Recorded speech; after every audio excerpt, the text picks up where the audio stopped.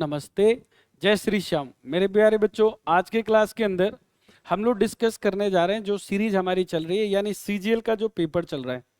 इसमें हम लोग सीख रहे हैं how to solve the questions, यानी किसी क्वेश्चंस को सॉल्व करने का अप्रोच क्या होता है। तो जो भी बच्चे मुझे लाइव देखते हैं, आप फटाफट लाइव आ जाइए और इस सेशंस का आनंद लीजिए और कुछ सीखते हुए चलिए, ठीक है। और अगर आपको सेशन अच्छा लगे तो भाई मेरे इसे लाइक भी कर दो और साथ साथ में सब्सक्राइब भी जरूर कर दीजिएगा। तो चलें पहले सवाल की तरफ। पहला सवाल आपका ये है, यानी फर्स्ट क्वेश्चन ये पूछ रहा है, मॉक पेपर 23 चल रहा है। इससे पहले हमने 22 पेपर करा दिया हूं। यदि आपने नहीं देखा है तो आप प्लीज जाकर उसे जरूर देखिए और सीखने की कुछ कोशिश करो। मेरे भाई क्या कर रहे हो यारो। चलो पहला सवाल देखो, फर्स्ट क्वेश्चन आपसे पूछ रहा है।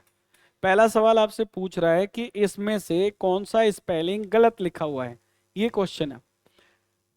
अच्छा लिखा हुआ है कि करेक्ट बताना है, ठीक है, करेक्ट बताना है आपको। कौन सा स्पेलिंग सही लिखा गया है बता दो, फटाफट बताओ।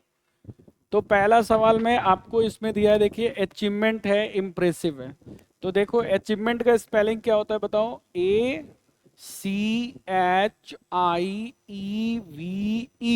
Achieve, MENT, achievement. और आगे क्या है, इम्प्रेसिव। तो IMPRESSIVE, इम्प्रेसिव।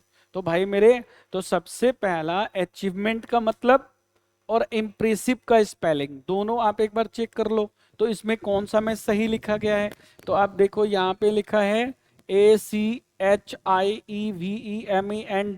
मतलब सर ये वाला सही है और साथ में इम्प्रेसिव ये वाला सही है। तो आपका सही आंसर क्या हो जाएगा, सी हो जाएगा, है ना। तो मैं शुरू से बोलते चल रहा हूं कि मेरे प्यारे बच्चों कि ग्रामर तो आप पढ़ो ही भाई, ग्रामर के लिए मना नहीं कर रहा हूं कि मत पढ़ो, लेकिन नाउन प्रोनाउन केवल पढ़ते रहोगे तो पेपर कैसे निकलेगा। वोकैब आपको पढ़ना पड़ेगा, बात समझ में आया। जितना ज्यादा वोकैब पढ़ोगे उतना तुम्हारे एग्जाम के लिए सही रहेगा। कोई बच्चा अगर चतुर्थ श्रेणी की तैयारी कर रहा है तो उसके लिए भी हम लोग बहुत जल्दी लाइव क्लास लेकर आने वाले हैं, ठीक है मेरे भाई। कोई भी बच्चा, ठीक है। चलिए तो आगे देखते हैं। अचीवमेंट और इम्प्रेसिव आपका हो गया, पहला सवाल क्लियर। फटाफट लाइव आ जाइए, कमेंट में अपने आंसर जरूर बताइए। आगे सवाल नंबर सेकंड देखिए। दूसरा सवाल आपसे कह रहा है क्या आंसर होगा, फटाफट बताओ। कह रहा है कि वन वर्ड सब्स्टिट्यूशंस का क्वेश्चन है। तो एक बात हमेशा ध्यान रखना कि अगर आप सीजीएल लेवल की तैयारी कर रहे हैं या सीडीएस लेवल की तैयारी कर रहे हैं तो कम से कम 500 वन वर्ड आपको याद होने चाहिए। 500, 500, और वो मैं याद कराऊंगा आपको, टेंशन नहीं लेना है। ये पूछ रहा है कि भाई स्टडी ऑफ ह्यूमन पॉपुलेशन को क्या कहते हैं। स्टडी, स्टडी माने अध्ययन करना। अध्ययन करने की बात आ रहा है तो आंसर हो जाएगा बेटा डेमोग्राफी।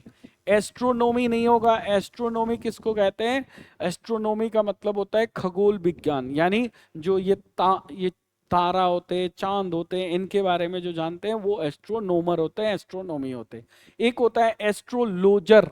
एस्ट्रोलॉजर कौन होता है, जो तुम्हारी भविष्यवाणी देखता है, वो होता है एस्ट्रोलॉजर। और एस्ट्रोनोमर कौन होता है, जो अंतरिक्ष यात्रा करता है, वो होता है एस्ट्रोनोमर, ठीक है। तो भैया आंसर क्या आ जाएगा, डेमोग्राफी आएगा। फोटोग्राफी नहीं आएगा, खींच मेरी फोटो नहीं आएगा, ये गलत है। चलो आगे चले। चलो कभी कभी इंजॉय भी करना चाहिए यार लाइफ में, क्योंकि इंजॉय नहीं करोगे तो फिर मजा नहीं आएगा लाइफ का। चलिए ये कह रहा है बेटा अरेंज द सेंटेंस, अरेंज करके बताओ आप कि इसको कैसे अरेंज किया जाए कि ये सही हो जाए। चलो फटाफट ट्राई करो भैया, कमेंट हमारी तरफ कर दीजिए, थोड़ा मैं देखते रहूं बच्चों का कमेंट क्या कर रहे हैं, है ना। यस, चलो तो फटाफट कमेंट करके हमें आंसर बता दो कि आंसर आपने क्या लगाया। पानी पी लेता हूं मैं तब तक।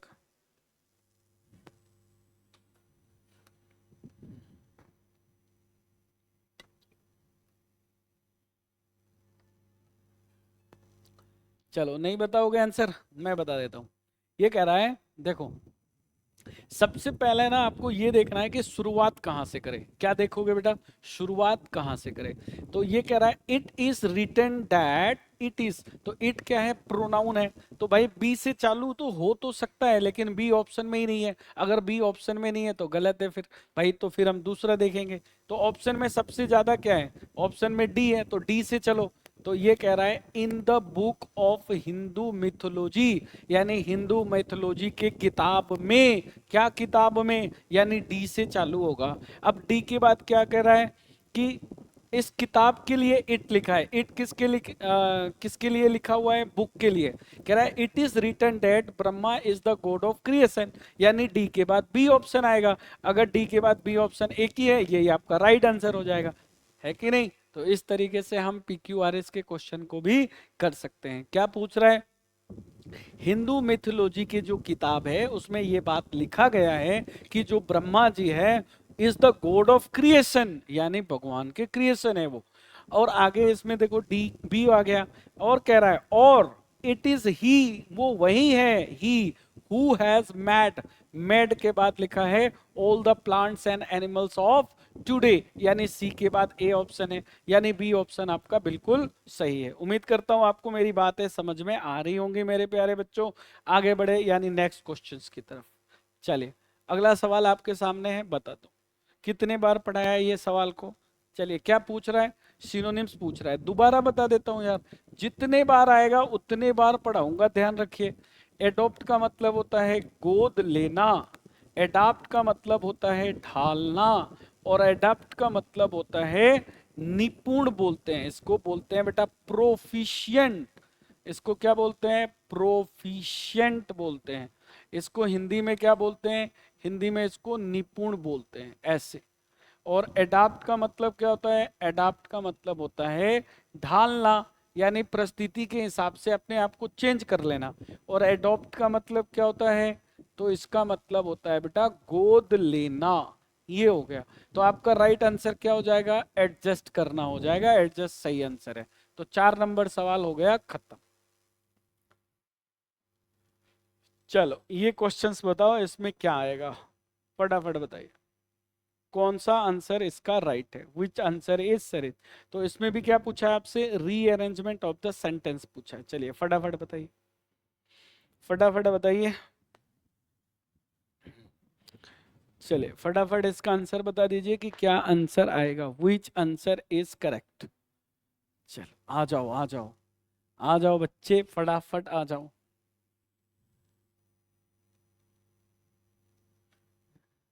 हम्म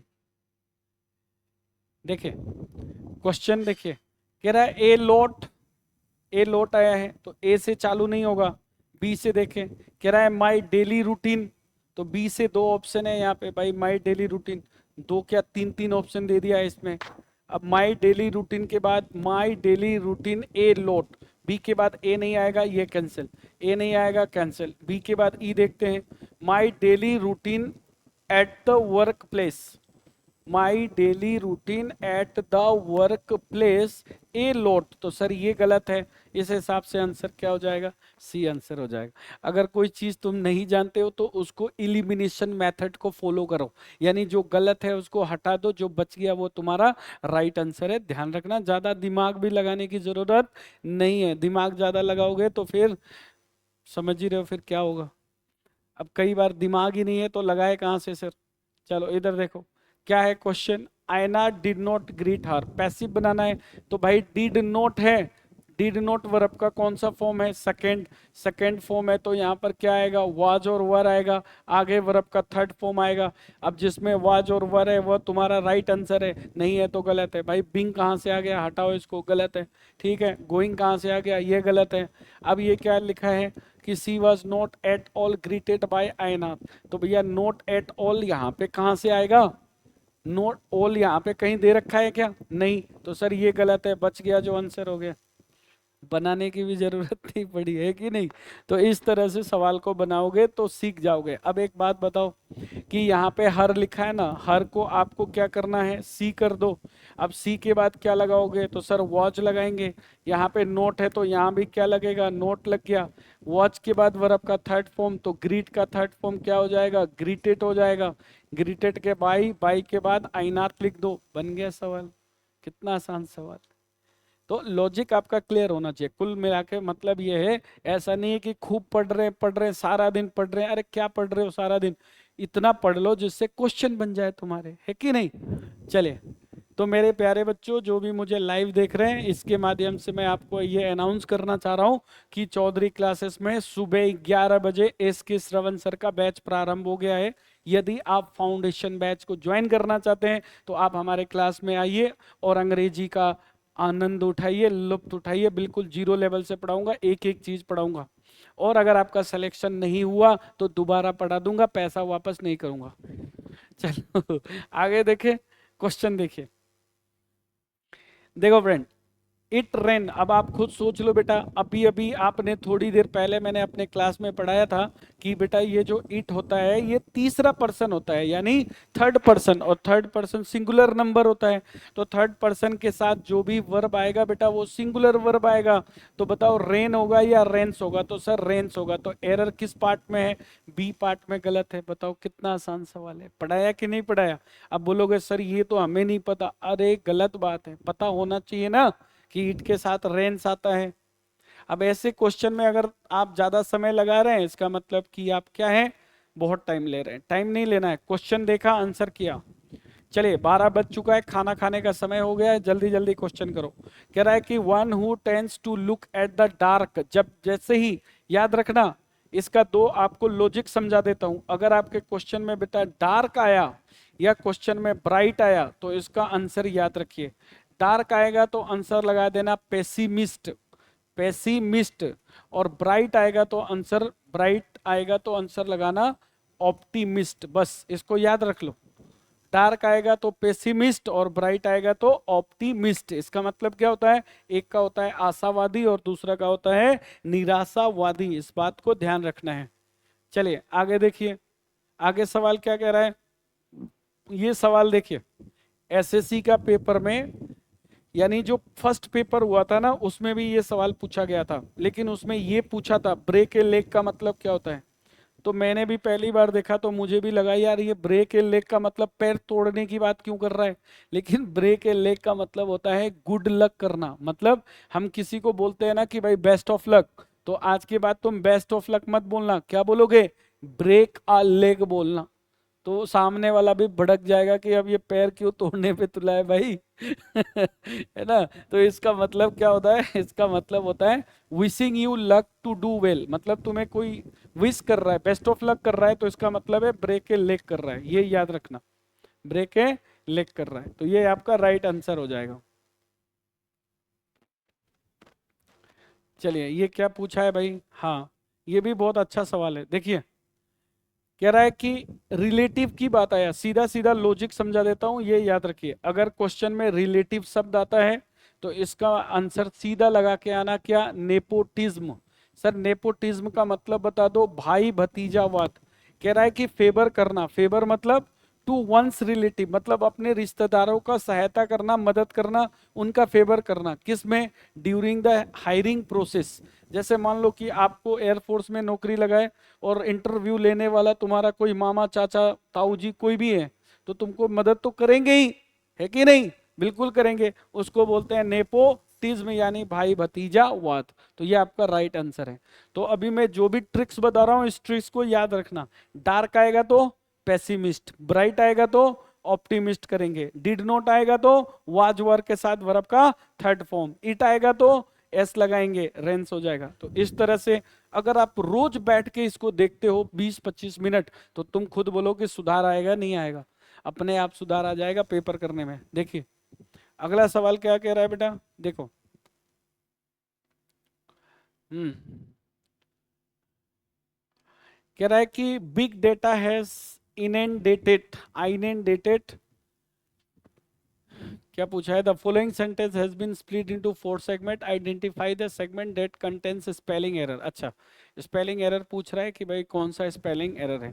तो देखो स्पेलिंग एरर सबसे पहले तो एक बार चलो पढ़ देते हैं इसको। ऐसे तो ये गलत है आपका, है ना। इनडेटेड होता है INUNDATED, इनडेटेड। ये भी याद रखना बेटा, बाय लिप्स एंड बाउंड का मतलब होता है तीव्र गति से, एट ए रैपिड पेस, तीव्र गति से, एट ए रैपिड पेस बोलते हैं, ठीक है, इसको याद रखना है। लिप्स एंड बाउंड बहुत बार आ चुका है, इसका मतलब होता है किसी काम को बहुत तेजी से करना, दिन दुगुना रात चौगुना, इसको बोलते हैं।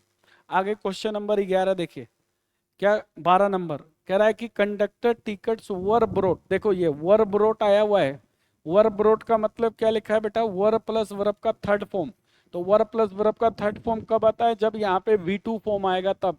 अब V2 फॉर्म का है, ये V2 नहीं है, ये तो S लगा है, कैंसिल करो। ये हैज आया है, इसको कैंसिल करो। इज बाइंग आया है, ये कैंसिल करो, सी आंसर हो जाएगा, सी। तो यदि आपको सीखना है ट्रिक्स क्वेश्चंस करने को, तो आप हमारे साथ जुड़ जाइए भैया। चलिए आगे देखते हैं। क्वेश्चन नंबर 13 नंबर सवाल क्या है, हिंडर। हिंडर का मतलब होता है बेटा बाधा डालना। हिंडर का मतलब होता है बाधा, बाधा डालना मतलब रुकावट डालना, रुकावट, मना करना किसी को। अब इसमें क्या लिखा है, प्रेस। प्रेस माने प्रशंसा होना, जॉय माने खुश होना, ब्लॉक माने ब्लॉक कर देना किसी को। जैसे आप फेसबुक पे ब्लॉक करते हो ना किसी को, किसी की आईडी ब्लॉक कर देते हो, किसी की कुछ ब्लॉक कर देते हो, ना जाने तुम क्या क्या ब्लॉक करते हो। आगे ये क्या कर रहा है, आंसर हो जाएगा फैसिलिटेट। फैसिलिटेट इसका राइट आंसर हो जाएगा। क्यों भाई, क्योंकि एंटोनिम्स पूछ रहा है आपसे। चलिए आगे देखिए, आगे लिखा हुआ है मोरबिड। क्वेश्चंस क्या है आपसे, क्या पूछ रहा है इसमें, सिमिलर पूछ रहा है ना, यानी आपसे बेटा सिनोनिम्स पूछ रहा है इस सवाल का, कि सिनोनिम्स क्या होगा ये आपको बताना है। तो मोरबिड का मतलब क्या होता है, मोरबिड का मतलब होता है भाई उदासी, ग्लूमी, उदास, उदास होता है। तो इसमें ज्यादा देखने की जरूरत नहीं है, ये आंसर है। ब्लीथ का मतलब आपको याद रखना, ब्लीथ माने खुशी होता है, हैप्पी बोलते हैं, हैप्पी, हैप्पी माने खुशी, ब्लीथ हो जाएगा। आगे सवाल है 13 14 के बाद 15 नंबर क्या है, ये अभी ये क्वेश्चंस एनडीए के पेपर में अभी अभी आया, लेटेस्ट क्वेश्चन, इनएविटेबल। इनएविटेबल का मतलब होता है जिस चीज को क्या कर सकते हैं हम, अवॉइड नहीं कर सकते, अनएवॉइडेबल, परमानेंट बोल सकते हैं ना। इनएविटेबल का मतलब होता है अनएवॉइडेबल। तो अब इसको एंटोनिम्स पूछ रहा है भाई, क्या पूछ रहा है, एंटोनिम्स पूछ रहा है इस क्वेश्चन में। अगर एंटोनिम्स पूछ रहा है तो आपका सही आंसर बताओ क्या हो जाएगा, एवॉइडेबल, यानी डी ऑप्शन आपका बिल्कुल सही हो जाएगा। चलिए अगला सवाल देखिए, क्वेश्चन नंबर 16। 16 नंबर सवाल कह रहा है कि आई लव, क्या लव करते हो, the stunning view of the mountain. Stunning का मतलब होता है शानदार, शानदार के लिए इसमें कौन सा वर्ड है, देखिए ये पूछ क्या रहा है, एंटोनिम्स। तो शानदार के लिए देखो सुपरफ्लस मतलब होता है जरूरत से ज्यादा, टॉक्सिक मतलब होता है जहरीला, स्मेशिंग का मतलब होता है कोई चीज स्मेश करना, और इसका आंसर हो जाएगा मुंडन। मुंडेन इसका राइट आंसर हो जाएगा, क्योंकि एंटोनिम्स पूछ रहा है क्वेश्चंस के अंदर। 17 नंबर सवाल यानी 17 नंबर क्वेश्चन देखिएगा। चलिए ये क्या आ गया भाई, व्हाट इज दिस, कह रहा है कि she was foolish enough to think that she be completely safe now. देखो बेटा यहाँ पे सी लिखा है ना, खुद सोचो सी, तो बताओ सी के बाद बी आएगा या सी के बाद ई जाएगा, सी के बाद ई जाएगा, ये तो आसान सवाल है। तो यहाँ सी के बाद जो बी दिया है ये गलत है आपका, तो कहाँ दे रखा है बताओ। तो देखो यहाँ पे इज कंप्लीटली सेफ, ये बी नहीं आएगा, बी की जगह इज करना पड़ेगा, सी इज कंप्लीटली सेफ। 18 नंबर सवाल देखिए, क्वेश्चन देखिए, ये बहुत प्यारा क्वेश्चन है, इसको याद रखिएगा। एक वर्ड होता है बेटा जिसको बोलते हैं फार्दर। फार्दर का मतलब होता है, घनश्याम क्या पढ़ाया था, दूरी, और फर्दर क्या पढ़ाया था, फर्दर माने अतिरिक्त सूचना, एडिशनल, एडिशनल इंफॉर्मेशन पढ़ाया था बेटा, ये अतिरिक्त सूचना, फार्दर और फर्दर। तो कह रहा है कि मिस्टर अली शॉप, यानी शॉप ऑफ मिस्टर अली इस हॉस्पिटल से नजदीक, दूर है ना, प्लेस दिया हुआ है, याद आ रहा है मैंने पढ़ाया था, प्लेस आ जाए तो फार्दर लगा के आना। तो भाई ये फर्दर नहीं आएगा बेटा, फार्दर, और यहाँ पे टू नहीं आएगा, फ्रॉम आएगा। तो ये आंसर हो जाएगा तुम्हारा डी ऑप्शन। तो पढ़ाया तो मैंने सब कुछ है आप लोगों को, है ना, अगर आप ध्यान से पेपर देखे तो पेपर बन जाना चाहिए। क्वेश्चन नंबर 19 देखिए, कह रहा है she is very creative, synonyms find करना है। तो बहुत आसान सवाल पूछ दिया। क्रिएटिव है, क्रिएटिव मतलब होनहार है, होनहार है मतलब इनोवेटिव है। क्या है? इनोवेटिव है। तो इस तरह के सवाल में ज्यादा आपको समय नहीं लगाना चाहिए। लास्ट सवाल क्या पूछ रहा है? कह रहा है कि हैंड पैक्ड हस्बैंड, याद आ रहा है? हाँ भैया, हैंड पैक्ड हस्बैंड, जोरू का गुलाम, हैंड पैक्ड हस्बैंड, इसको बोलते हैं जोरू का गुलाम। मतलब ऐसा पति जो अपने पत्नी के कंट्रोल में रहे। पत्नी बोले बैठ तो बैठेगा, बोले उठ बेटा तो उठेगा। तो उसको बोलते हैं नीले ड्रम लेकर आएगा, अगर नहीं बैठा तो समझ जाना। फिर ऐसे जगह शादी वादी मत कर लेना। तो फिर उसको बोलेंगे ऑप्रेस्ड, बी ऑप्शन आ जाएगा इसका, ऑप्रेस्ड हस्बैंड। कंट्रोलिंग हस्बैंड, देखिए ऑप्रेस्ड का मतलब होता है under the control of wife, wife के कंट्रोल में होना।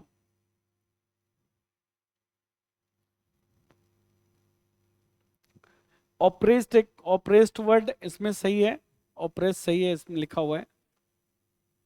चलिए ये एक बार देखिए, ये इस बार पैसेज बड़ा मजेदार दे दिया है। और कैसे मजेदार है वो देखो, यहाँ पे लिखा है द और यहाँ लिखा है ऑफ, और इसमें देखो क्या कह रहे हैं।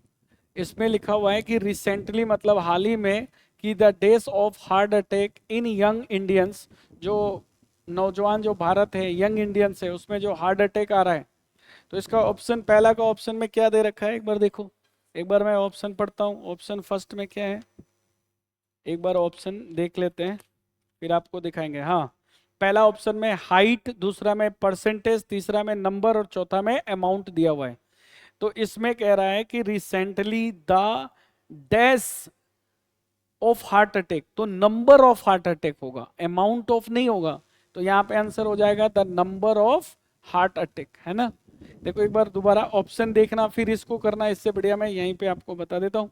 अब यहाँ पर देखो द नंबर ऑफ, अगर आपको याद हो तो मैंने आपको पढ़ाया था कि द नंबर ऑफ के बाद, याद आ रहा है, द नंबर ऑफ के बाद नाउन प्लूरल होता है, वर्ब सिंगुलर होता है, ऐसा।